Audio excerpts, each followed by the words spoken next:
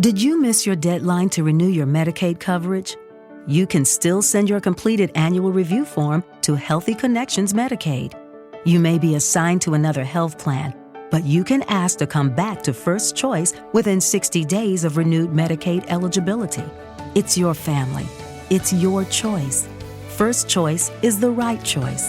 Renew and choose us. Visit selecthealthofsc.com/renew to learn more.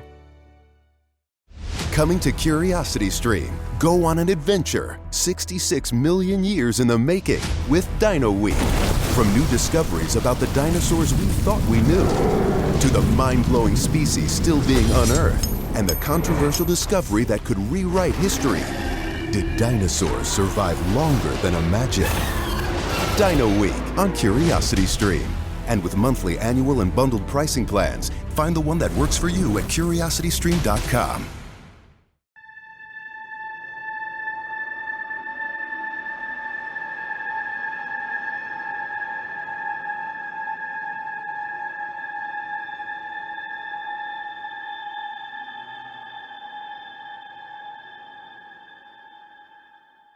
Hello, my paranormal peeps.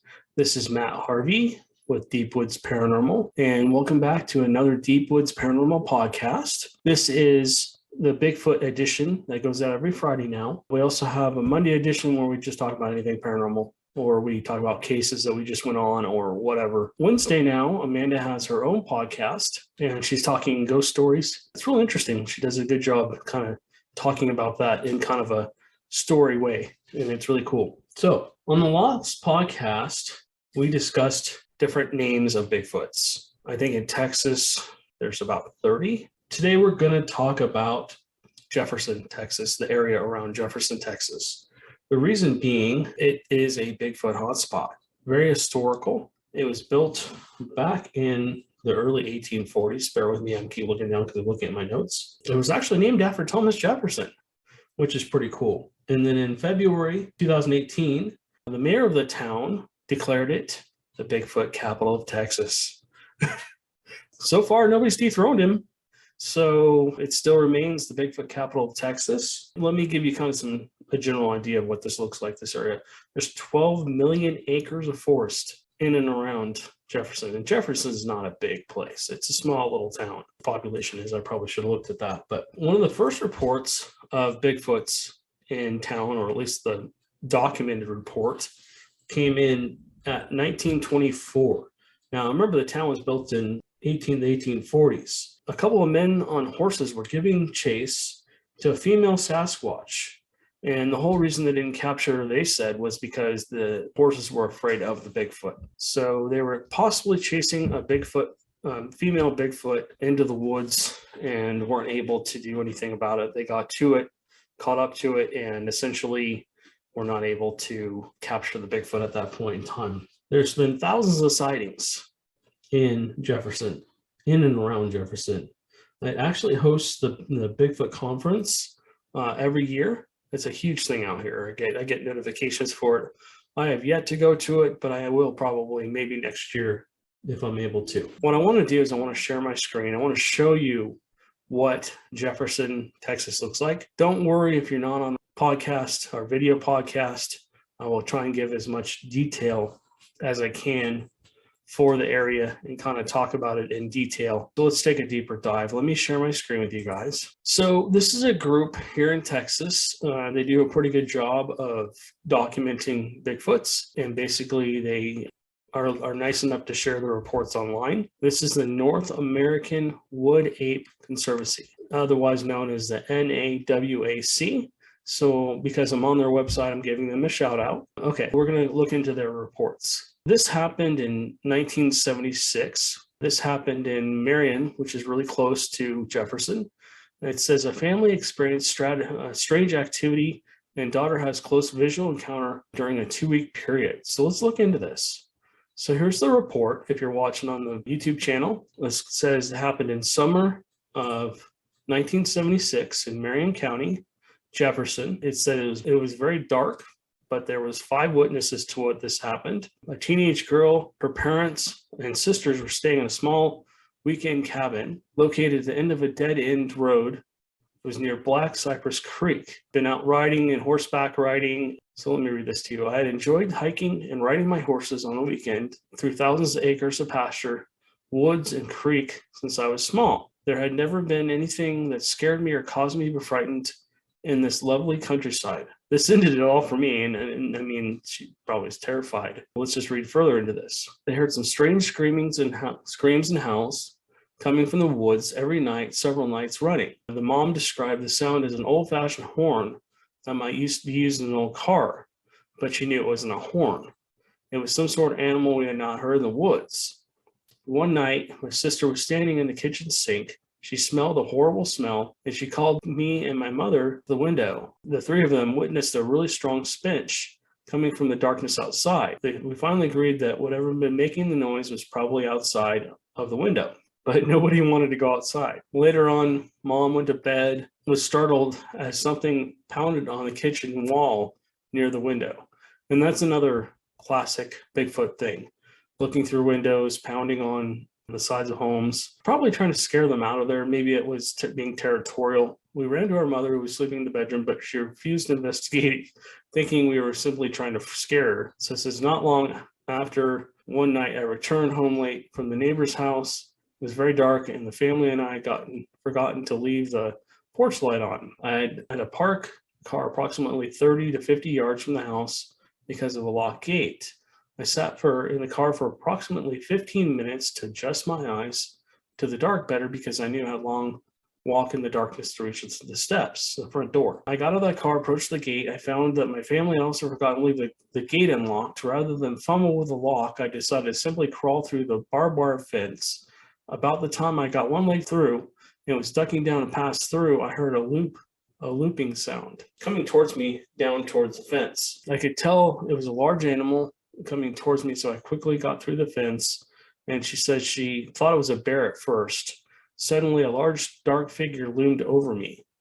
It came to a stop about an arm's length away from me, and then bent over me as it basically was checking around pretty much. She said she could tell it wasn't a bear, and actually felt the hot breath of the animal as it moved its head closer to her. I was startled, started screaming frantically. Whatever it was became alarmed at my screams and ran away. As it ran away, my eyes were accustomed enough to see in the dark that she could see that it was running on two legs. She estimated it was very tall because I had no trouble bending over and looking down at me. My screams brought the family to the fence, where they helped untangle me from the barbed wire. That's terrible. And went inside for medical attention. So the physical evidence that they found at the scene was a dead calf, and they found footprints. It was a large human-like print, but it was just too large to be human, and had a really big toe. The toe seemed to go straight across the top rather than slant like a human foot. So basically the toes, instead of being curled in because our shoes basically crunch our toes in, its toes were like normal, totally straight. And they heard howls that sounded like an old car horn. There was a foul-smelling animal smell. This happened real close to Jefferson. Let's actually take a peek, see if we can go down to that area. But it looks like, okay, so there's no terrain out here. It's not satellite view, so you can't see whether or not there's forested areas around here. So what we're looking at is we're looking at the map at the bottom of the report. If you guys want to come on here, it's reports.woodape.org, and you can probably look at information in your area too. Oh, here we go. Here's satellite. There we go. Oh, wow. Look at that. Okay. Now we're cooking with gas. Probably went a little too far. Okay. So let's take a look at this area. So forest all the way around, basically with a kind of a clearing in the middle here. And then you look at it. So this is where she supposedly had her sighting. If you're watching this, it's a wooded area right next to a road. And then there's homes over to the left of the wooded area. It's kind of a big clearing. So I'm wondering if the Bigfoot decided to come in and basically maybe was chasing a hog, or maybe was chasing a deer. It says it killed a calf. I don't know if that's true or not, but... On Instacart, I can shop a huge selection of pet supplies, from that one brush that scratches him just right, to that extra comfy bed he can't wait to flop down in. And I get everything delivered right to my door in as fast as 1 hour. Okay, settle down. I know it's here. Yes, very exciting. Visit instacart.com or download the app to get a free delivery on your first 3 orders. Offer valid for a limited time. Minimum order $10. Additional terms apply. Instacart. Add life to cart. With Lucky Land Slots, you can get lucky just about anywhere. Dearly beloved, we are gathered here today to... Has anyone seen the bride and groom? Sorry, we're here. We were getting lucky in the limo and we lost track of time. No, Lucky Land Casino, with cash prizes that add up quicker than a guest registry. In that case, I pronounce you lucky. Play for free at LuckyLandSlots.com. Daily bonuses are waiting. No purchase necessary. Void where prohibited by law. 18+. Terms and conditions apply. See website for details. Hello, it is Ryan, and we could all use an extra bright spot in our day, couldn't we? Just to make up for things like sitting in traffic, doing the dishes, counting your steps, all the mundane stuff. That is why I'm such a big fan of Chumba Casino. Chumba Casino has all your favorite social casino-style games that you can play for free anytime, anywhere with daily bonuses. That should brighten your day a little. Actually, a lot. So sign up now at ChumbaCasino.com. That's ChumbaCasino.com. No purchase necessary. VGW Group. Void where prohibited by law. See terms and conditions. 18+. This is probably farmland area, and then there's a big pond or something to the left of the homes. So maybe it was coming down to get a drink of water. Maybe this is a good area for a Bigfoot, believe it or not. I mean, people say, oh, they're not close to people. Yes, they are. They're a lot closer than you think. A lot of people don't report that. But okay, so let's look at this. So you got a little stretch of green here, which is, it looks small, but it's probably huge. I bet you this area is massive. And then, is that another creek over there? Nope, there's homes in here. This kind of reminds me of Joe's property. His area is all forested, and then everybody around him cleared their areas. This could be farmland out here. You got a water source, another huge area of forest out here. It looks like it's untouched. And then you look out here. Again, another huge area of forest. Here's another lake. So I'm guessing rivers probably run through that area too. And then it's just all forested around here.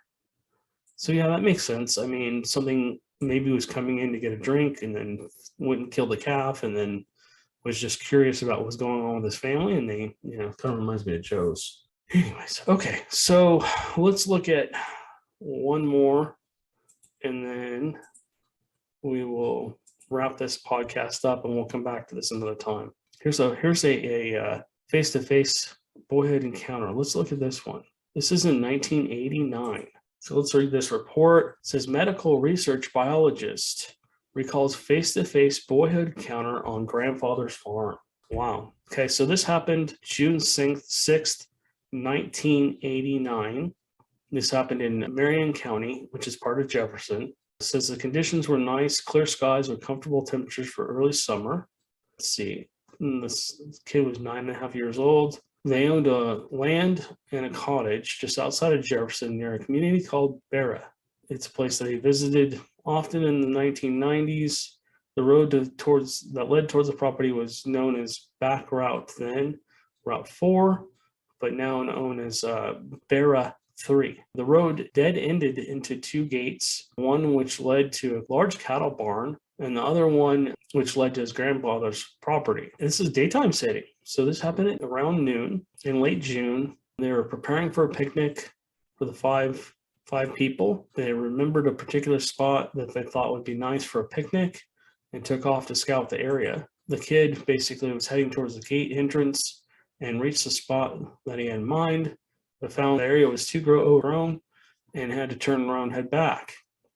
He got about halfway back and he heard some rustling in the woods that seemed to be coming to his right. So he thought he heard something chasing a deer through the woods. That is basically what this is saying. At this moment, the crackling of twigs, leaves, pines, sprawlings, saplings became very intense and was just about on top of me, coming towards the roadway and from the right. As he focused on the location of the ruckus, the animal came into view from the thicket, and what I saw was not what I expected. He said about 15 to 20 yards to my right, it came into view and turned to its right.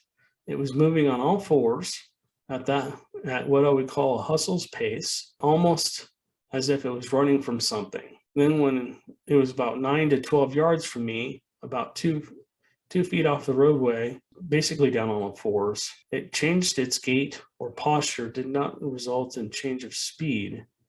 Okay, he's just going into all kinds of detail here, which is great. So basically, he saw a Bigfoot chasing a deer, and it was possibly down on all fours.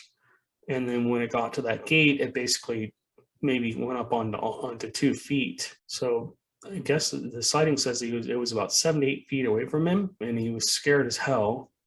Of course, that's scary. A Bigfoot standing 7 to 8 feet away from you is gonna creep you out, probably. The creature seemed to just startled to see me. The creature didn't see him until it was right on top of him, it looks like. It says his facial expressions and body mannerisms told me he was caught off guard and seemed very apprehensive, as if I wasn't. He wasn't sure what to do. They locked eyes with each other for a number of seconds before he turned his upper torso back to his right, as if looking over his shoulder, shifting his weight onto his right leg. Now, for me, the Bigfoots I've ever seen, they don't really have a neck. So they have to either pivot some way and turn the whole upper body. And that's basically what he's describing. Basically take a step or whatever to get their body turned around. So yeah, that basically fits a lot of what I've seen. Considering to take off, only to turn back and lock eyes with him again. It did this twice. So essentially it started walking away from him and then basically turned back to make sure probably he wasn't being followed. The Bigfoot wasn't being followed. I've seen that exact same mannerism. It takes about 2 steps, and in the middle of the step, it basically turns its shoulders and its body, looks back at you, and it keeps going. So that makes sense. He seemed to be very curious about what the kid was doing. He had eye contact with it, which is amazing. I mean, that's a crazy thing. So if you guys want to read the rest of this, you can come down here and read it. They found footprints. I never revisited the area on foot again during that trip, and there was nothing in this world that I could have done got me out there either. Large footprints, however, have been found by myself and other family members on a couple other occasions in the same area. So they've heard some sounds too. They said it never made any vocalizations, nor did it smell a horrible odor. Could not have produced some of the calls, screams, and growling type noises we've heard in that place. So here's some additional observations. It says he basically tried to give a really honest testimony, essentially. So yeah, there's that one. All right, guys. Well, we'll continue into other parts of Texas here. This is just the Jefferson area. Let me show you Jefferson here. So this is Jefferson, Texas here. If you're watching, you can see it. If not, Jefferson is on the Texas-Louisiana border. It was established in about the 1840s. It was actually named after Thomas Jefferson, one of the first reports in this area. And so you guys can kind of see. So this is like downtown Jefferson. This probably is very historical. It's probably a small town. So essentially, there's been thousands of reports. There's actually a monument for Bigfoots down there. There's a statue that people go down and take pictures with and stuff like that. That gullyway, I think they call it Sasquatch Lane or something like that, because they've seen Bigfoots come through there. In fact, you can actually go out on a hiking trail and they have other Bigfoots, not real Bigfoots, but fake Bigfoots out there as well that you can try and spot to kind of see if you can see them. Around the Jefferson area, there's 12 million acres of forest land, including Caddo Lake, which we should talk about separately. So I just want to make sure I didn't miss anything here. They do host a Bigfoot conference every year, which is cool.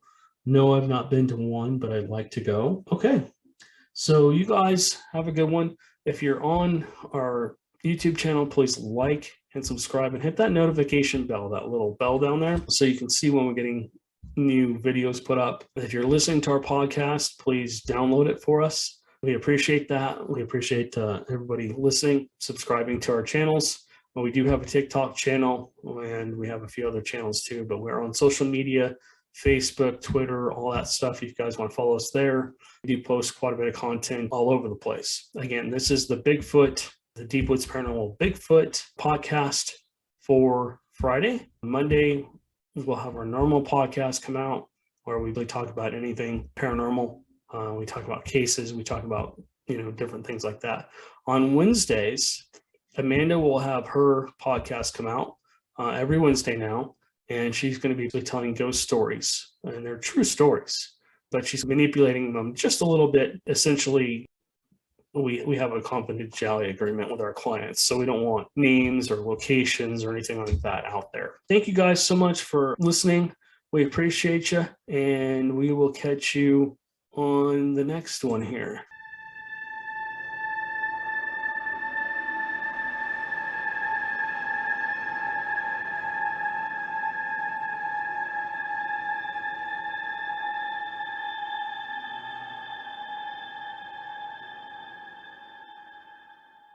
Hello, it is Ryan, and we could all use an extra bright spot in our day, couldn't we? Just to make up for things like sitting in traffic, doing the dishes, counting your steps, all the mundane stuff. That is why I'm such a big fan of Chumba Casino. Chumba Casino has all your favorite social casino-style games that you can play for free anytime, anywhere with daily bonuses. That should brighten your day a little. Actually, a lot. So sign up now at ChumbaCasino.com. That's ChumbaCasino.com. No purchase necessary. VGW Group. Void where prohibited by law. See terms and conditions. 18+.